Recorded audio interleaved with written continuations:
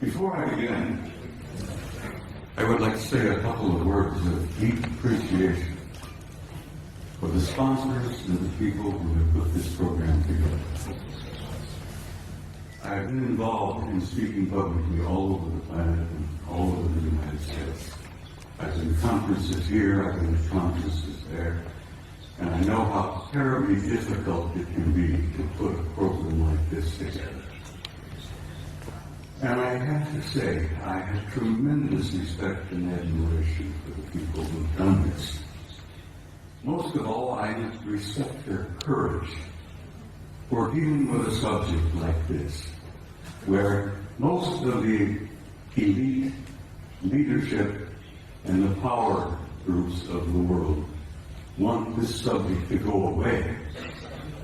And these courageous young men who have put this together are brave, and they deserve my respect and your admiration.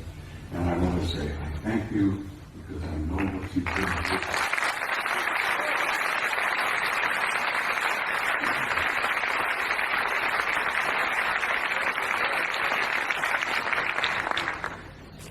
Now, I must explain something else to you. I never read from a script. I don't have a prepared script to follow. I get up on the stage and I talk to people like yourselves and I kind of wing it. I have so much material and I have such a problem of keeping it under the allotted time that I've been given. I have come today prepared to speak to you for 3 hours. I'm only allowed 1 hour and 50 minutes. So something's going to have to give. But bear with me, I'll do the damnedest job I can. And it's important that you see the photographs of the NASA pictures that I have brought with me. Now, my journey began 45 years ago. I began a journey that if I had known then what I know now, if I had known the pain, the anguish, the heartbreak that I was going to experience over these 45 years, I might not have started that journey at all. But here I am in Barcelona in 2009 with some of the most delightful people I have ever met. And looking back, I find that the journey was worth the effort. It was worth the pain, it was worth the heartbreak. And I'm delighted to be here. And I'm delighted to see all of you out there. And this is such an encouragement to me that people are beginning to demand the truth. They know they've been lied to from the very beginning. And they want to know. And I'm going to here this afternoon hopefully contribute one small measure to helping you understand and helping you know. Most of my adult life, or most of my first part of my adult life, I was a professional soldier. I was in the Army. I joined the Army in 1950 to avoid the draft. Ended up going to Officers Candidate School, and so help me God, while I was going to OCS at Fort Riley, Kansas, the North Koreans invaded South Korea, and the next thing I know, I'm on the front lines of Korea being shot at by a bunch of pissed off Chinese and North Koreans who tried to kill me. And I have nothing against them. I didn't want to kill them. Here I am. 1951, leading combat troops in Korea in one of the bloodiest wars we had ever had. And the rest, I guess you could say, is history. I led combat troops in Korea in 1951.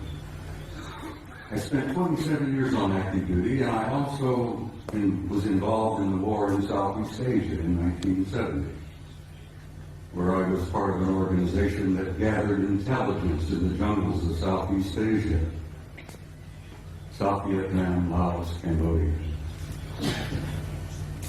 And let me tell you, some of those years were rather harrowing. The most harrowing experience I was to have was when I was assigned to Paris, France in 1963 to what we considered in those days a flight assignment, a plum assignment. I was able to go to Paris, France, take my family with me, and my children went to high school in Paris. And as I said, it was a plum assignment. I had no idea what I was to find when I got there. When I arrived in the summer of 1963, I arrived with a top secret clearance. When I arrived at Supreme Headquarters Allied Powers in Europe, which was located at that time at a small town known as Roquencourt, right outside of Paris, my security clearance was upgraded to Cosmic Top Secret, which was then and still is today the highest level of security classification that NATO has. I had to have Cosmic Top Secret clearance to work in SHOC, Supreme Headquarters Operations Center, the War Room.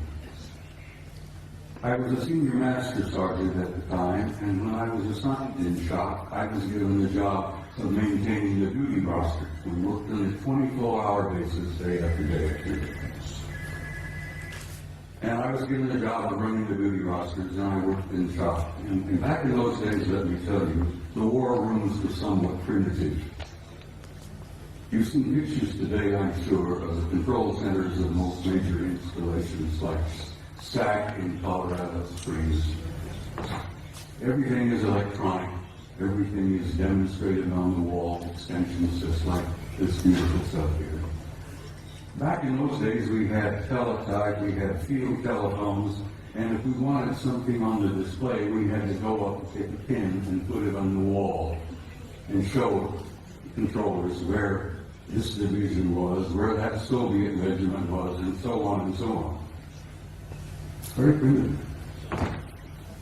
When I arrived in the summer of 1963, I heard rumors about a study that was underway. Now, it interested me because the study was about UFOs. And I was intrigued by that possibility. I was curious about UFOs. I had no idea then what they were, what they represented. But we used to discuss this in SHOC, in the war room. The study was underway. What was it about? What happened? Well, it appears that on the morning of the 2nd of February, 1961, World War III almost began. And it was involved in the flyover of large numbers of circular metallic craft, flying in formations, very obviously under intelligent control.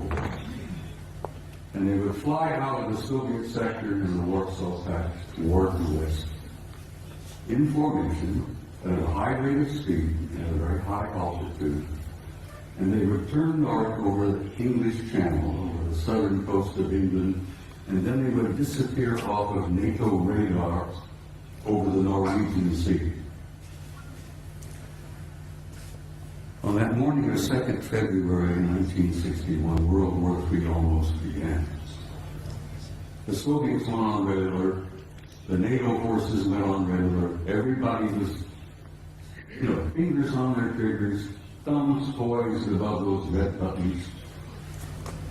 And World War III was just moments away. Within 20 minutes, it was all over. The objects flew, turned north, disappeared off radar. It was all over.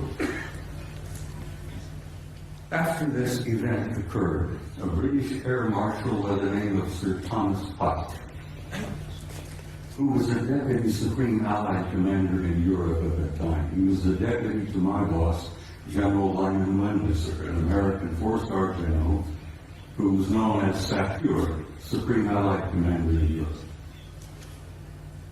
Air Marshal Pike says, "I've had enough of this. These objects have been showing up regularly from time to time. And as I said, they almost triggered war." Air Marshal Pike said, "We're going to have to come to terms and find out what the hell is going on here. I want to know." So he began a study. He initiated a study in SHAPE headquarters that was to last 3 years. They published it and they issued it in the summer of 1964 while I was there working in the war room. They titled it an assessment, an evaluation of a possible military threat to Allied forces in Europe. So it had from pilot units. Just couldn't learn very much about that. An assessment, an evaluation of a possible military threat to Allied forces in Europe. I was working in the war room one early morning around 2 or 3 o'clock, and as I jokingly used to refer to it, the coffee was too black to drink. We read all the newspapers, magazines. Many of you have heard military life is about 99% boredom, broken up with 1% of sheer terror. And that's the way it used to be, and that's the way it probably is these days. I'm sitting there nodding off, and this American Air Force full colonel looked at me and he says, "Wake up." He went over to the vault. The vault, the stock, was a walk-in safe. We opened the door and walked in, and we've got classified documents in there. The colonel went over to the vault, the file, and pulled out this document and threw it on my desk, and he says, "Read that, that'll wake me up." Ladies and gentlemen, my life changed. I opened the first page and I couldn't put it down. I read and read and read, and I read it every time I was on duty in the war room. I was shocked, I was stunned by the implications of what I read in that study. As I said, my life has never been ever quite the same. The study, briefly, and I have to briefly lay this out. I could talk for 2 hours about this, but the study simply concluded this. Is there a threat to Allied forces in Europe? Apparently not. They concluded that the planet Earth and the human race had been under some kind of survey or observation going on for hundreds, if not thousands of years. They concluded in 1964 that there were at least 4 different groups coming here, observing us, surveying us, analyzing us, closely watching us, what we were up to, what we were doing. They concluded that there did not appear to be a military threat involved because the repeated demonstrations of incredibly advanced technology demonstrated to us that if they had been hostile or malevolent, there was absolutely nothing we could do. If they were evil in their intent and they were hostile toward us, it would have been over a long time ago. So, the conclusion was there were 4 different groups involved. They had been coming here for a very, very long time. Apparently, they were not malevolent or hostile. The question was, what the hell are they doing here? Why are they here? And why are they interested in us? Well, they did not know in 1964 what their agenda or their motives were, and I will tell you honestly and frankly that even today, our authorities, our senior military, our national security people still don't totally grasp what their motives are, what their agendas are. Well, this study in 1964 was simply a beginning for me. As I said, I was never quite distinguished, and I jokingly say I used to be a normal human being. And after I read that study and launched on my 45 years of research, I lost all aspects of normality. I will be frank and tell you that over the years of my study and the material that I've learned and gathered has brought about in me a complete destruction of my old world view, my old world paradigm, the world view that I held since I was a kid, growing up. Everything made sense, I knew why we were here, where we were going, what was taking place. After I spent 45 years on this, it all collapsed around my knees. That was the destructive aspect of my personality. That was the part that changed me completely from the kind of human being that I had been before into the kind of human being I am today. Ladies and gentlemen, I am totally alienated. No pun intended. I've said in a couple of interviews and briefings and such, I have had for many, many years a love-hate relationship with the human race. One moment I love you, the next minute I hate your guts. One minute I adore you for your potential and the beauty of your music and your literature and your art, and the next minute I'm saying, to hell with all of you, blow them up, let them blow themselves up, clean the planet off, get rid of them. It's part of the struggle of having lost your old worldview when your old paradigm collapses around your knees. So the man standing in front of you here today is literally a human wreck as compared to what I used to be. But I feel pretty good about it. I lost all my old illusions. I opened my eyes and I saw the future. And I'm very happy about what I've seen. I've learned over the years from infinitely variety of sources here, there, and everywhere. I didn't retire from the Army until 1976, and I kept my top secret clearance up until that moment. After I retired, I went to work for the Federal Emergency Management Agency and worked another 14 years for the U.S. government, where I had a top secret clearance. So I have a total of 41 years of federal service, you might say.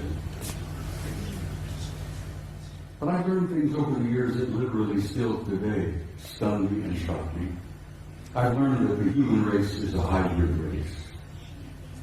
I've learned that we are not merely alone. We have never been alone. We have had an intimate interrelationship with advanced extraterrestrial intelligence from the beginning of our history. And let me tell you that intimate interrelationship is still going on. This one race in particular apparently re-engineered us as a species about 200,000 years ago. What we are here today is what we call Homo sapiens sapiens. You're an engineered creature. Your genetics has been manipulated.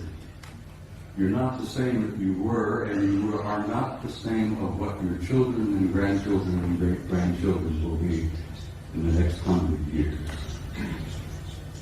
The human race is going through a transition. And it's more than a transition. It's what I've learned to be a transcendent transformation into a new race, into a new future. And your descendants will be as different from what you are here today as what you are from old Australopithecus 500,000 years ago. It's not something to be afraid of, something to look forward to. You're growing, you're developing, you're becoming a new race, you're becoming a new species. Your grandchildren, your great-grandchildren, and your descendants on in the next century or two have destiny in the stars. Don't you doubt that for a minute. This species, this race, this troublesome bunch of monkeys has a destiny in the stars. And we are a part of this infinite universe filled with intelligent life. And we have been from the beginning, but we're only now beginning to wake up and see it. Only now are we beginning to open our eyes and listen with our ears and look out there and say, all right, where have I been? What am I now? Where am I going? As I said, your destiny is in the stars. Your generations to come, your descendants, your grandchildren, great-grandchildren, will go out there and they will claim their rightful place. In a universe filled with intelligent life. Your place out there belongs to you. You have a right to that, and you will claim it. There is so much to talk about. I've got some slides I have to share. Would you gentlemen please put the first picture up on the screen? I'm being assisted by some very wonderful people back behind the scenes. I like to start with a shot like this. Pictures of this nature are sort of inspiring.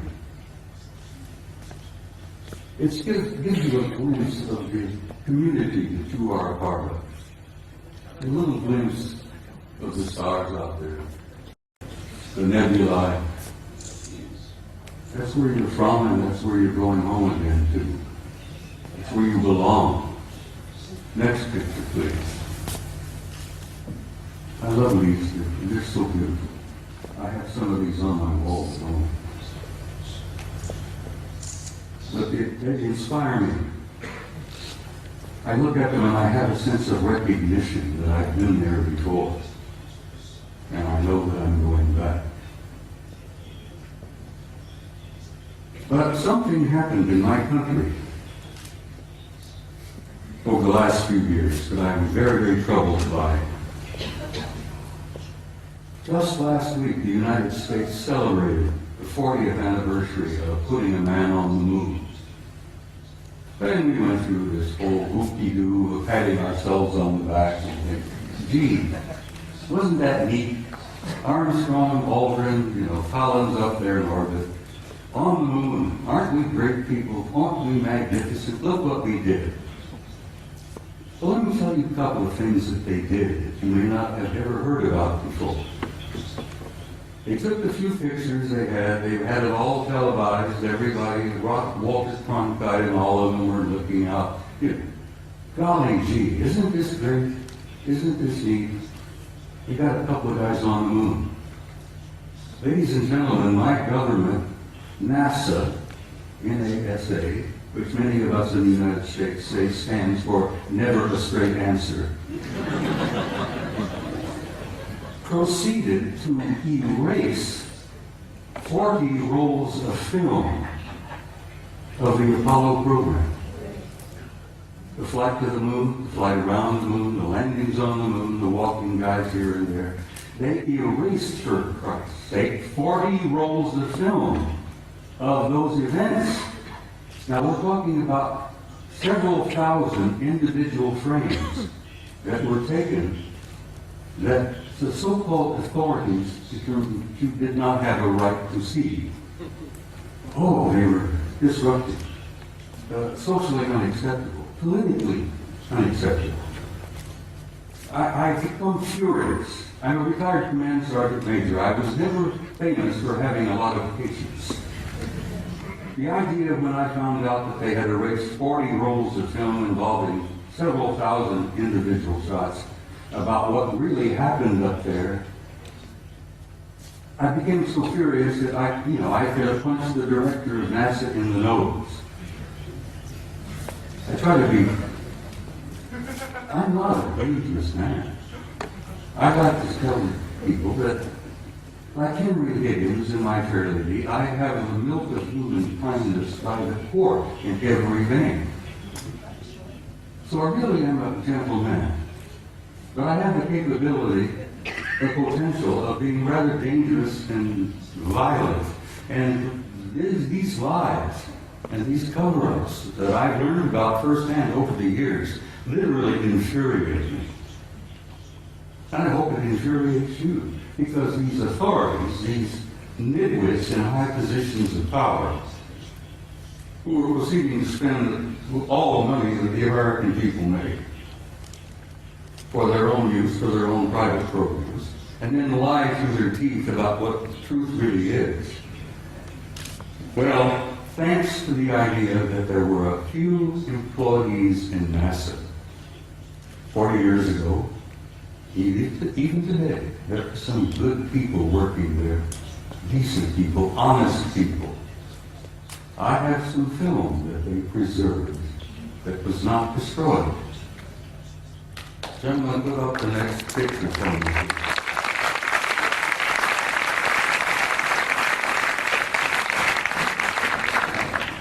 This is a NASA photo.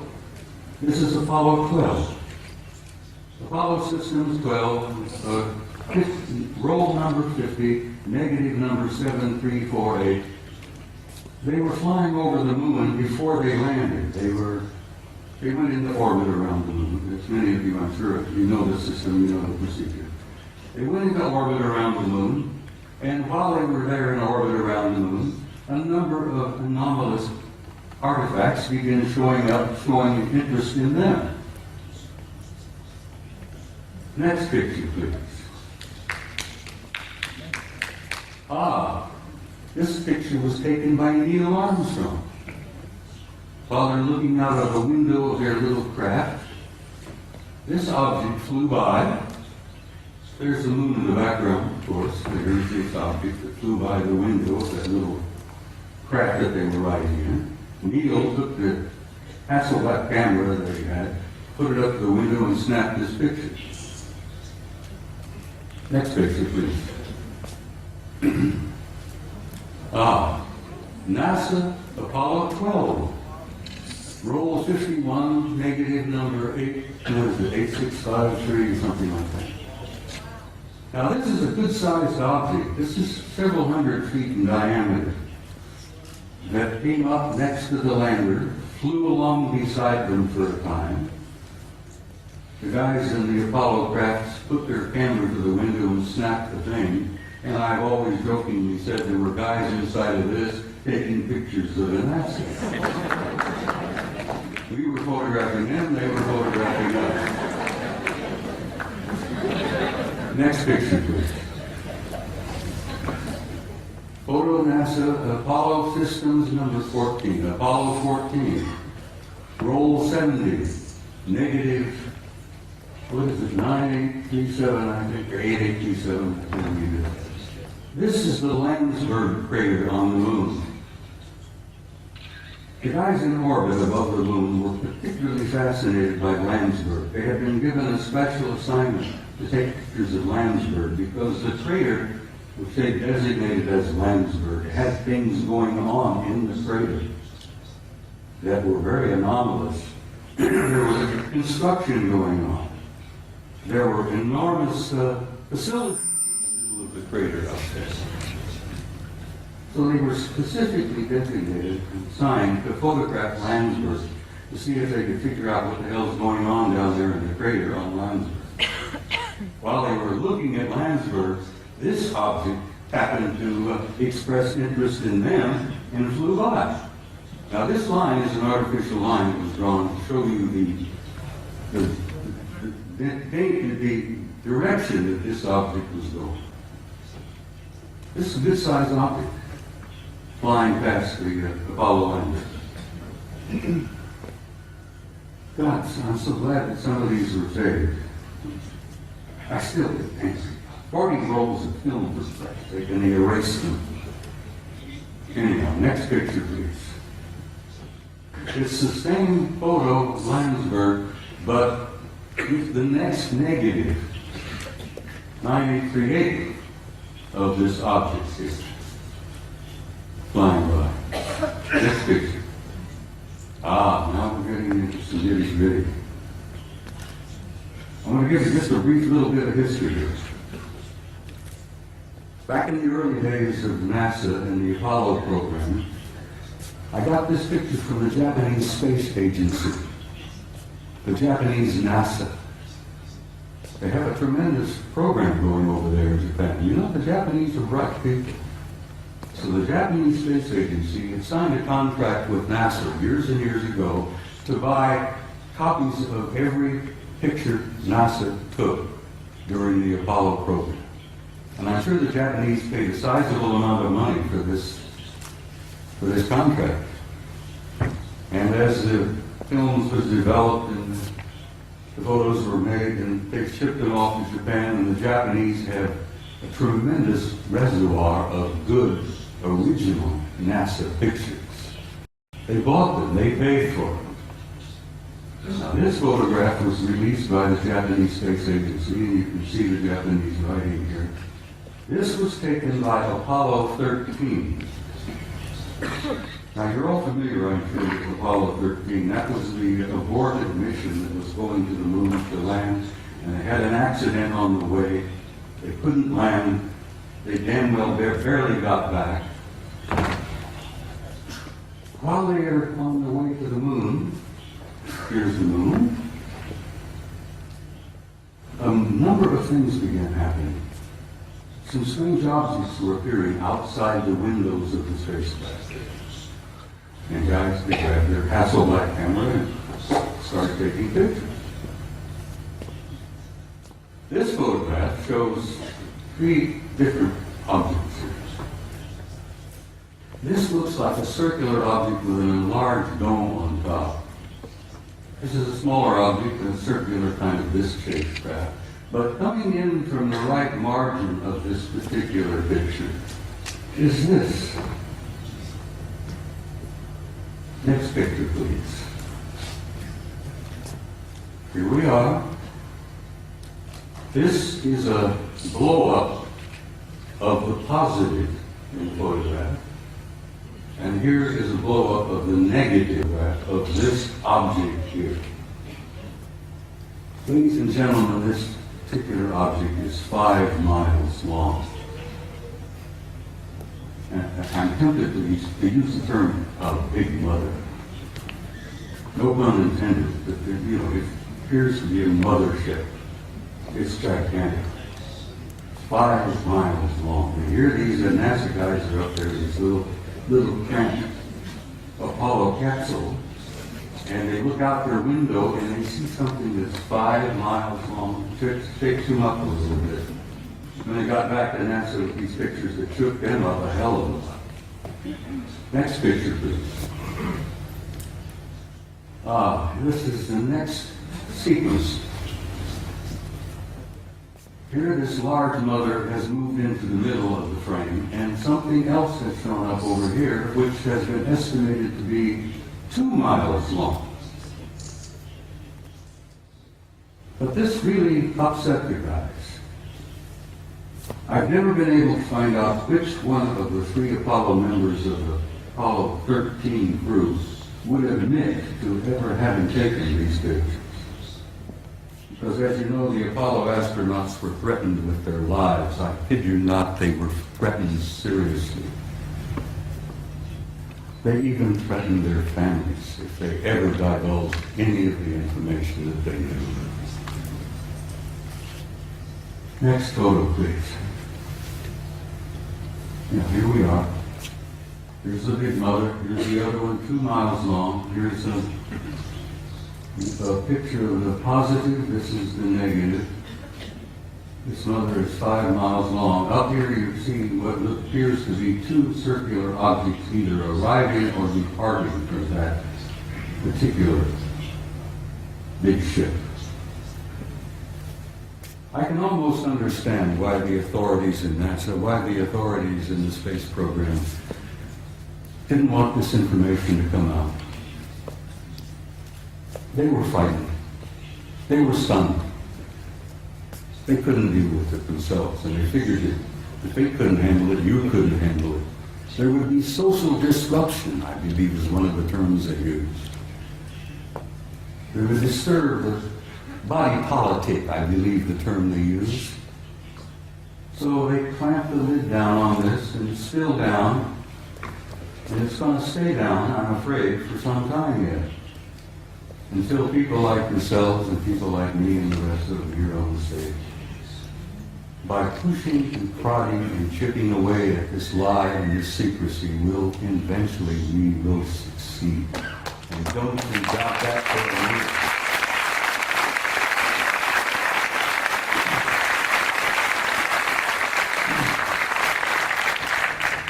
Now I'm in for another photograph that I think will shock you some. In 1980, NASA, never a straight answer, launched the Voyager program to Saturn. They launched this little mechanical spaceship filled with cameras and film and so on. Wanted to go to Saturn because something had been going on in the rings of Saturn, around the moons of Saturn, that didn't make a lot of sense.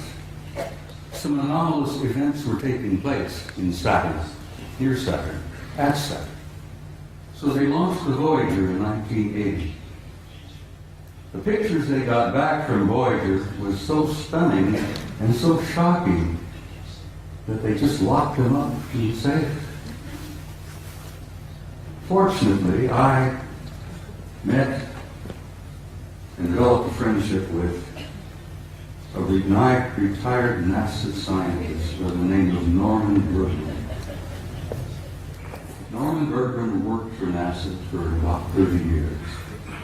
He was a technician, a scientist on the Voyager program to Saturn in 1980. Norman decided, after waiting a number of years, for NASA and the authorities to be candid and honest and forthright and tell us what they really found out of Saturn. And Norman got so frustrated he wrote a book. Now, he couldn't get it published in the United States. No American publishing house would even touch it. Norman Bergman had to go to Scotland, for God's sake, to Aberdeen, to get his book published. And he published it. He did succeed. He got his book. It's a piece of genius. It's a beautiful piece of work. And the things that they photographed near Saturn appeared in print for the first time. This is the A-ring of Saturn. I think you're all familiar with what Saturn looks like. It's a beautiful planet. It's giant. It's a big one. But it's got rings all around. Well, this is the A-ring, and here is an object that is self-luminous, obviously artificial, larger than our moon, that seems to be moving all around throughout the rings of Saturn among the moons of Saturn. And Saturn's got a couple of dozen moons. This object here, as I said, larger than our moon, moving all around apparently under intelligent control in the rings of Saturn. Now, try for a moment, if you can, to imagine a kind of a technology that is capable of constructing something larger than our moon, that's artificial, that moves around wherever it wishes to go, that's probably got several thousand guys inside. That is shocking to some people. Next picture, please. This is a piece de resistance, I guess is the French saying. Here you have another self-luminous, artificially constructed object, circular in shape, larger than our moon, that is also moving here, there, and everywhere throughout the rings of Saturn and among the moons of Saturn. You know, there's got to be intelligence aboard. But this is the one that really blew the NASA people on the Voyager program out of the water. This object, this is an object, guys, is 2,000 miles long. It's 400 miles in diameter. And it's an artificially constructed. Norman calls them an electromagnetic vehicle. He says they appear to be making the rings. This is one of the rings of Saturn. I think this is the B ring. Bergman says he thought they were probably making the rings. I said, Norman, you ever consider the possibility of they be mining the rings? Because I think the rings are probably rich in nutrients, minerals probably. And an incredibly advanced civilization, I think, would work out some system of mining those rings for all the minerals that are up there and utilizing them. Because space is filled with wealth, energies of all kinds. They never have to dig another hole in the ground like we do down here. Space is filled with energy. This is 2,000 miles long, and here on this end there seems to be something like an exhaust or a flare of energy of some kind. It's probably a result of engines of some type inside this thing. But whatever it's doing, it's there, and it's a recognition and a representation of an advanced intelligence. And that's one of the things they don't want you to know, that we are confronting and relating with an intelligence that's so far beyond our own. We're looking at and talking about what's known as a Type 2 civilization. Now, for your own interest, I suspect most of you suspect this, that you are all members of a 0-0 type civilization. Beyond us, hopefully in a century or two, we might become a Type 1. But this is a representation of a Type 2 civilization.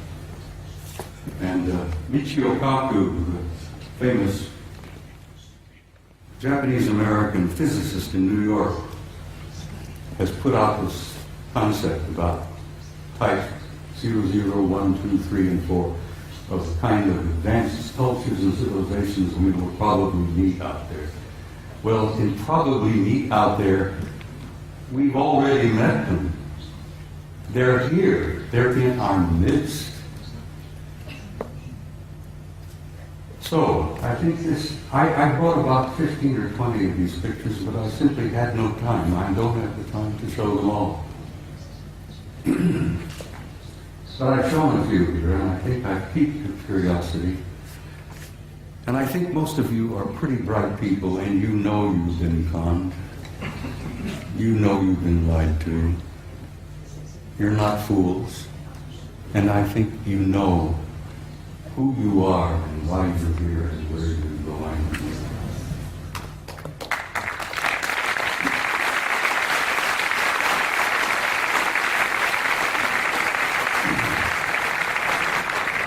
Next photograph, please.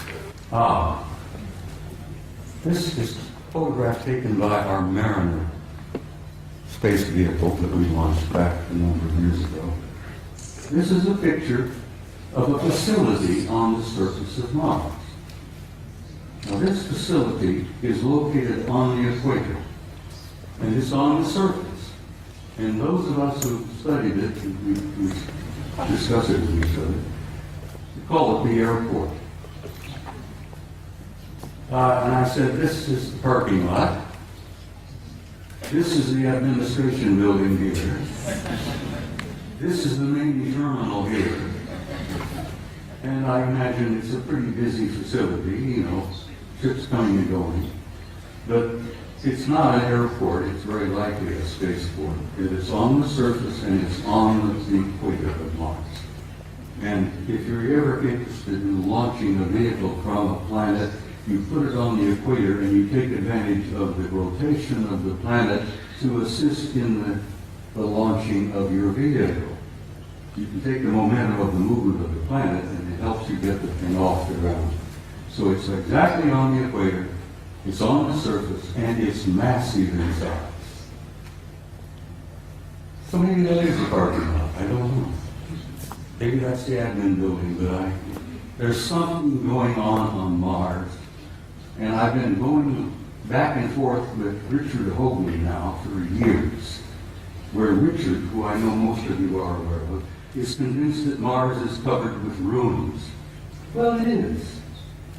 But it's not just ruins. There are things going on that planet. On the surface, under the surface, continuously. Next picture, please. This was published in a German magazine, but this is a Soviet photo. This is from their Phobos 2 spacecraft. This is a city under the surface of Mars that is the size of Chicago. Chicago is one of our biggest cities. Several million people live in Chicago. This is under the surface. You can see the city block. You can see the breakdown here, portions of the neighborhoods, whatever it is.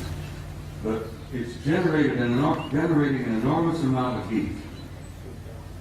And they picked this up on the infrared when Phobos was going around the planet and snapping pictures like crazy.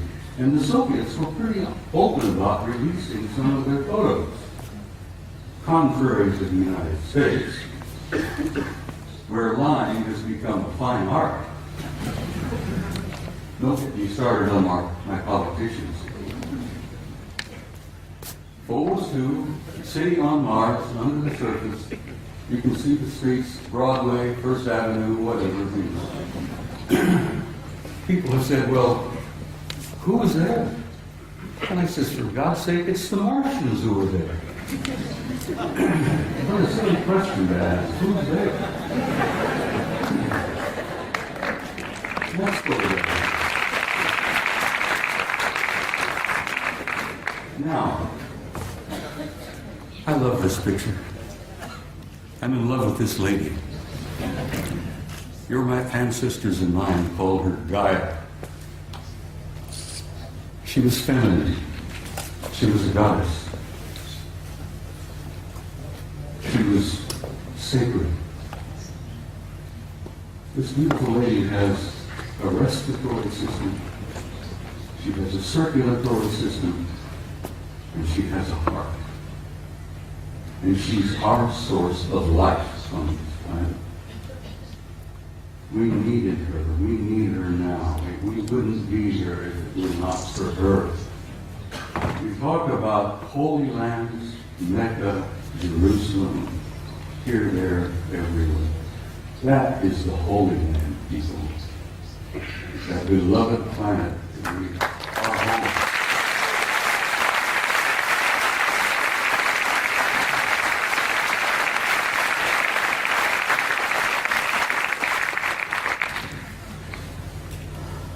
Next picture, please.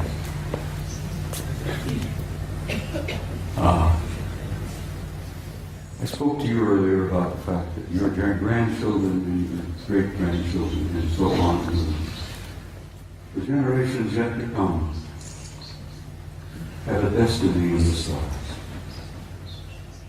And in time, they will go out there and claim their rightful place in that infinite community of life. And you can believe that, and you can accept that with an assurance and a truth that goes beyond doubt. The destiny of this species and this race, this troublesome clan of monkeys, is in the stars. And there is your destiny. And I want you to understand that and have some hope. And don't get depressed. Because you're going to be undergoing some very difficult times in the few years yet ahead. We're going through this transition, this transformation, this transcendent transformation into another species, into another race. And if you remember your own adolescence, it was a painful time. The species, the race is going through adolescence. But we're not alone. We're being helped. We have family out there that's helping us. And they've been helping us for a long time. They've been trying to encourage us and nourish us and try to point the right direction for us to go. Because we are troublesome adolescent children. And we are going through that transformation. But my point is that there is no doubt about the inevitable destiny and truth of the human race. Now I want to quote something from you, if you'll bear with me here. One of my favorite authors, poets, was a man I've admired for years, Count Leo Tolstoy. Tolstoy said that there is something in the human spirit that will survive and will prevail. That will survive and prevail, and if there is a tiny and brilliant light burning brightly in the heart of man, that will not go out no matter how dark the world becomes. And then in the years ahead, when things are difficult, the economic problems take place, there will still be disruptions, fear. Oh, sadly enough, I'm afraid there will still be blood in the streets here, there, and everywhere. This coming out of adolescence is not an easy process. But then, what do you do when you reach beyond adolescence? You reach adulthood. You grow up. And we're growing up.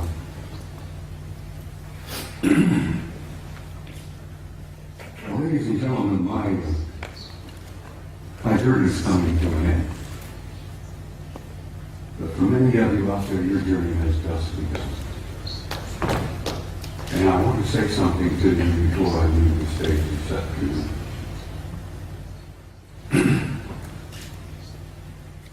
No matter how dark the world becomes, be sure, as Tolstoy said, there is a spark, there is a flame burning in your heart that will never go out, no matter how dark the world becomes.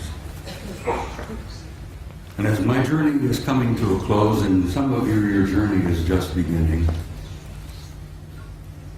I wanted to say to you, in a term that I think is absolutely appropriate, you Spaniards have got some beautiful terms in the words. Vaya con Dios.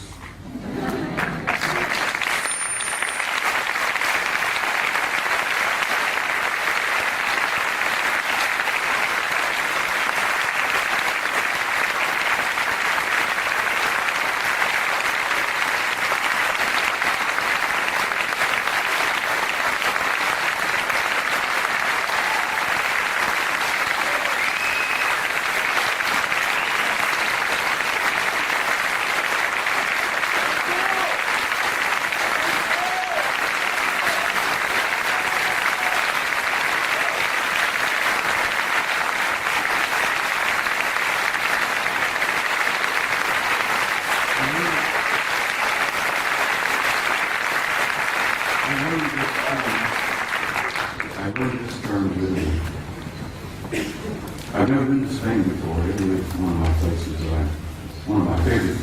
I love it. Now I'm learning to love the Spaniards. In Italian, I learned to say this, and I will say it to you. And I understand you know the meaning of it, but it's personal. In closing, I want to say to you all, tinham.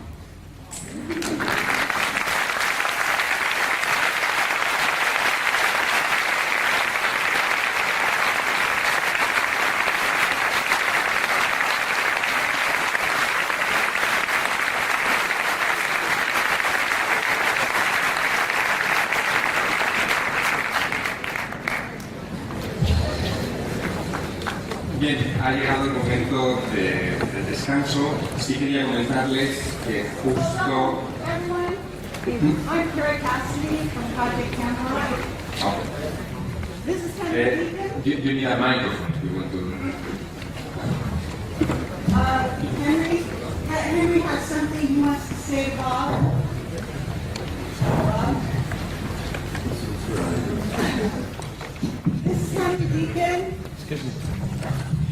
And we just want to say something here. This is Henry Deacon from Project Camelot, for those of you who are familiar with our website. And he's here today, and he's here at the conference. He has something he'd like to say, Bob, about Mars. About Mars. I don't have any words, but Bob has expressed everything that I would have said. I can confirm it because I've been working in top secret for 30 years. Above top secret. We've shared a common background. But I just met him recently here. And I can only say that, yes, there's life on Mars. There are bases on Mars. I've been there. And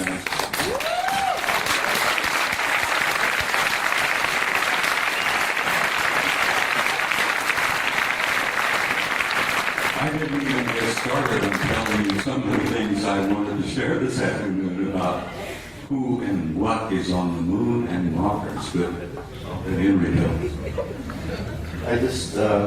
it's a long story, as he said. There's not enough time to put it all together.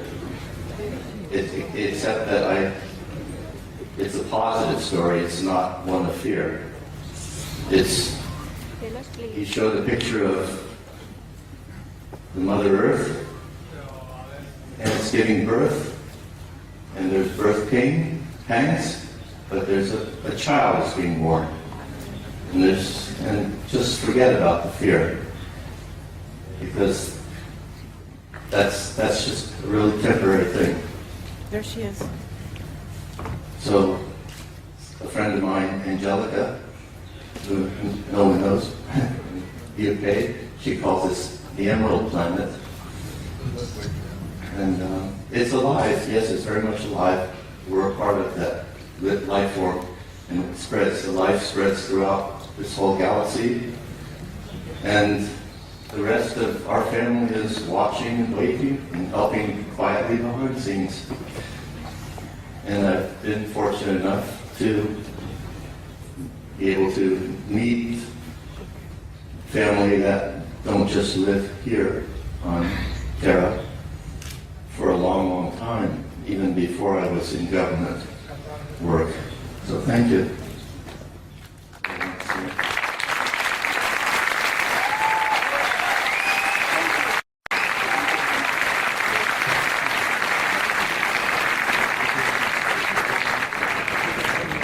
Ladies and gentlemen, am I still broadcasting? Henry Deacon, for those of you who don't know. Am I still broadcasting here? It's still here? I'm going to ask... I was going to share a small story with you before I ran out of time. I'm going to ask the gentleman to please bear with me and give me just a few moments.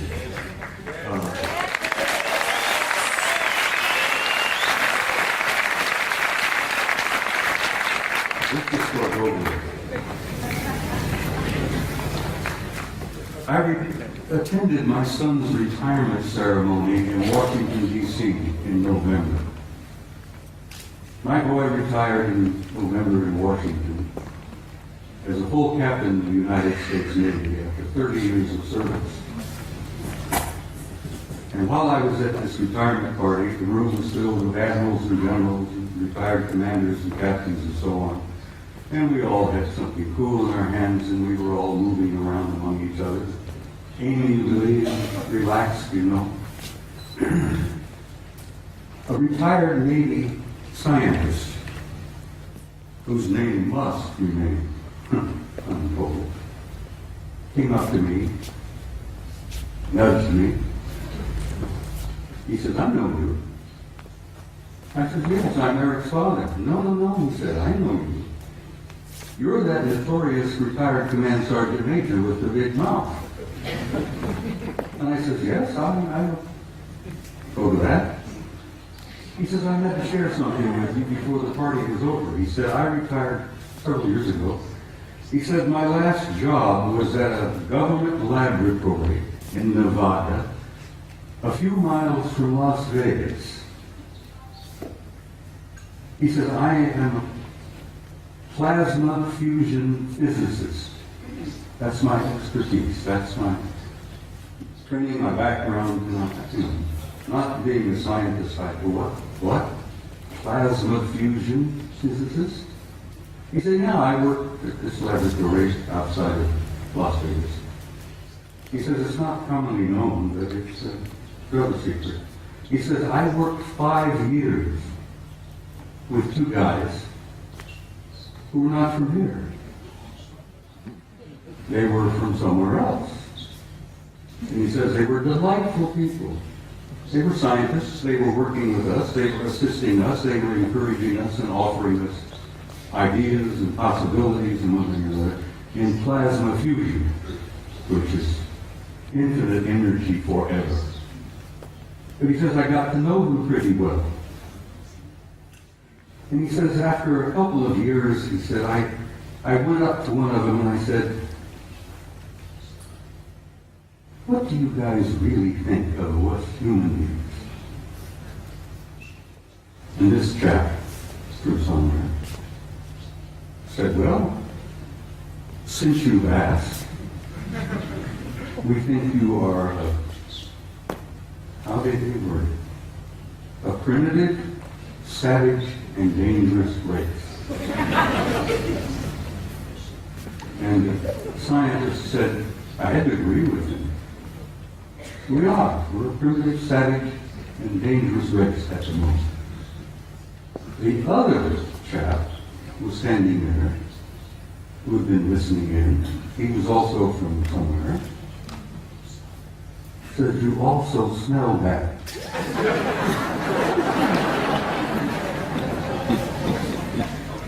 You humans stink. In nothing personal, mind you, we find that you don't smell good. And the scientist said, my first thought was, I didn't spray out of my arms this morning to make you. And they tried to explain that we humans have a psychic odor about us that they pick up and they find it terribly offensive.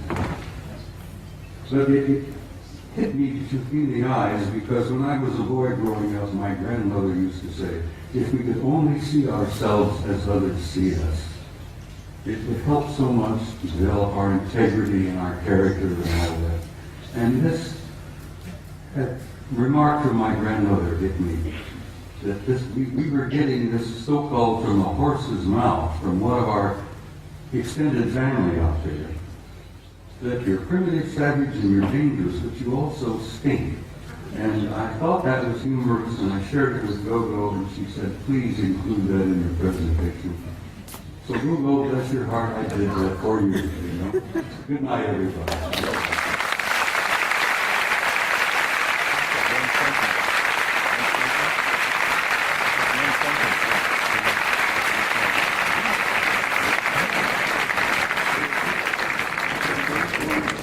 One sentence.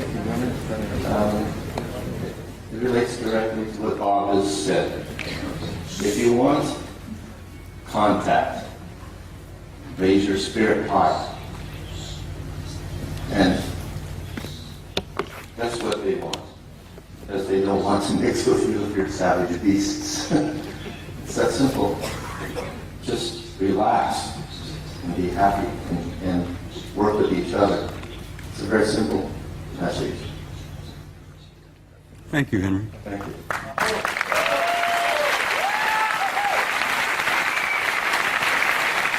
If you want to learn more about Henry Deacon, he is on our site.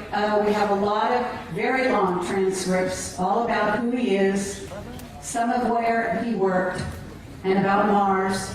We also have a video called Jump Room to Mars, in which David Wilcock and Bill Ryan and I discuss some of what he told us. And we're looking for maybe a 15-minute, maybe a half hour tomorrow when Henry Deacon can address you and maybe tell you some of the details. Thank you.